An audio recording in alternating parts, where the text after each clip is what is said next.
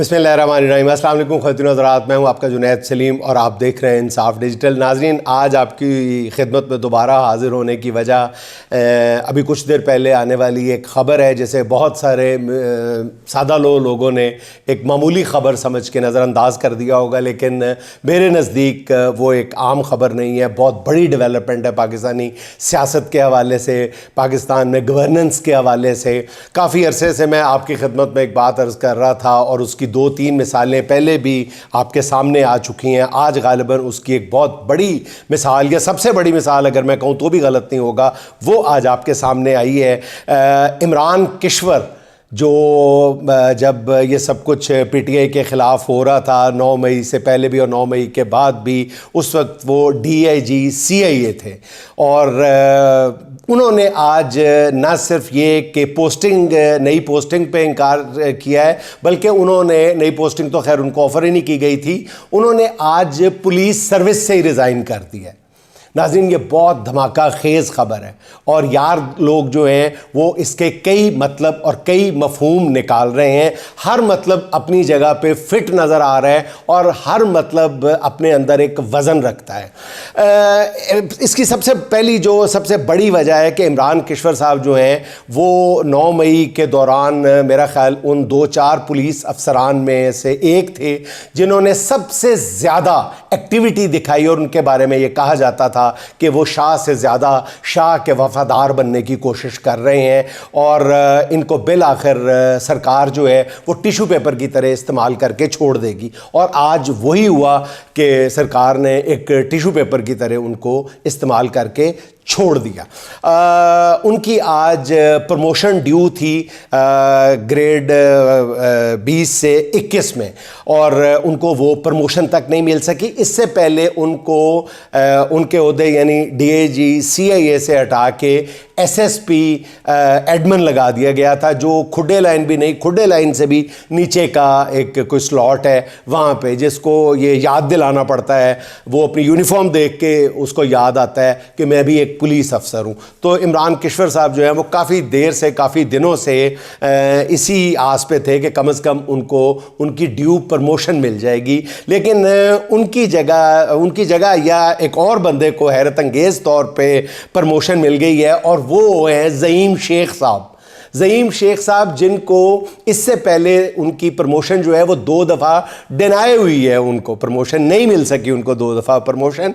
और उन पर एक इल्ज़ाम, दीगर इल्ज़ामात के अलावा एक इल्ज़ाम ये भी था कि वो साबिक़ वज़ीर आला पंजाब वसीम अकरम प्लस जो इमरान खान साहब के थे, जनाब उस्मान बुज़दार साहब, उनकी आँख का तारा थे और इसलिए उनको प्रमोशन नहीं मिली। आज उनको भी प्रमोशन मिल गई है, लेकिन इमरान किश्वर साहब को प्रमोशन नहीं मिल सकी। लेकिन नाजरीन, मैंने जो आपकी खिदमत में अर्ज़ किया था पिछले 2-2.5-3 माह से मुसलसल कहता चला जा रहा हूँ कि इस डूबते जहाज़ से छलांगें लगना शुरू हो गई हैं और आज इमरान किश्वर का जो इस्तीफ़ा है वो एक बहुत बड़ी छलांग है इस डूबते जहाज़ से।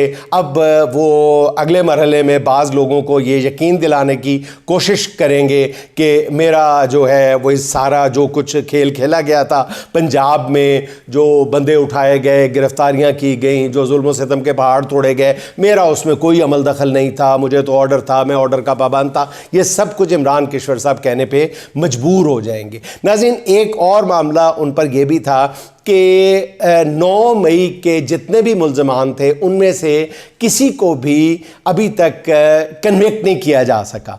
ये उनके खाते में एक बहुत बड़ी नाकामी लिखी जा रही थी। बाज़ ज़राए ये कहते हैं कि इस वजह से भी उनको प्रमोशन नहीं मिली। लेकिन नाज़रीन, हकीकत ये है कि इस वक्त पंजाब में पुलिस जो है वो बहुत वाज़े तौर पे आप कह सकते हैं कि 2 ग्रुपों में तकसीम है, या 2 जगह से ऑर्डर्स आ रहे हैं, या यूँ कह लें कि 2 शख्सियात के दरमियान जो लड़ाई थी वो दोनों ने अब ग्लव्स उतार के سیدھی سیدھی لڑائی شروع کر دی اور وہ سب جانتے ہیں کہ ایک آئی جی صاحب ڈاکٹر عثمان صاحب ہیں اور ایک سی سی پی او لاہور بلال کمیانہ ہے.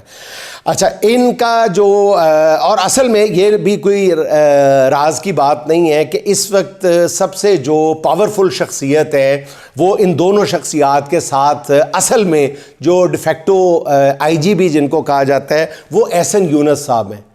وہی احسن یونس صاحب جو آئی جی اسلام آباد تھے.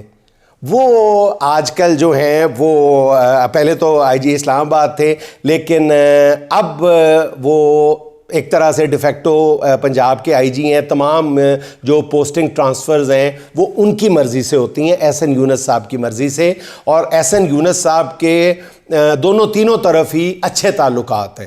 وہ اچھے تعلقات رکھنے کے خاصے حامی ہیں, اس یعنی طرز عمل کے حامی ہیں, اس گورننس کے حامی ہیں کہ سب کو خوش رکھنا جانتے ہیں احسن یونس صاحب. تو احسن یونس صاحب جو ہیں وہ ان کے پیچھے کہا یہ جاتا ہے کہ جب سے وہ آئی جی اسلام آباد تھے تو ان کے پیچھے اصل طاقت جو تھی وہ جنرل باجوہ تھے اور ان کی وجہ سے ہی وہ آئی جی اسلام آباد تھے.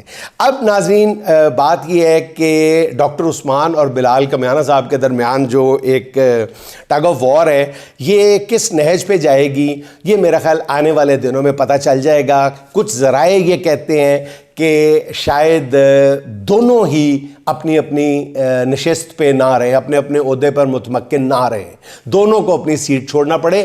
کیوں؟ اس لیے کہ اس وقت وزیر اعلیٰ صاحبہ مریم نواز شریف صاحبہ یہ چاہتی ہیں کہ وہ نئی لاٹ سامنے لے کے آئیں, دونوں افسران ہی نہ رہیں.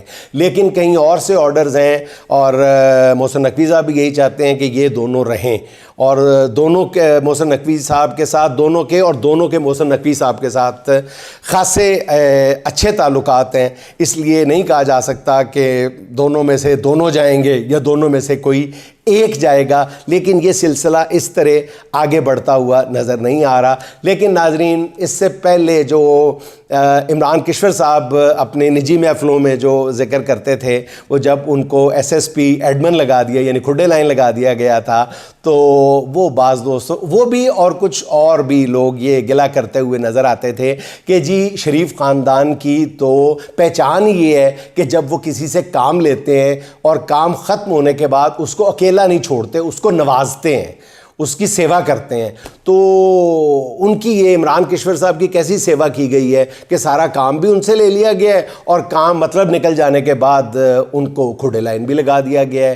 ان سے پوچھا بھی نہیں جا رہا کہ وہ کس حال میں ہیں اور رمضان المبارک کے دنوں میں بالکل پوچھا بھی نہیں جا رہا کہ تو روزہ تو نہیں لگ رہا.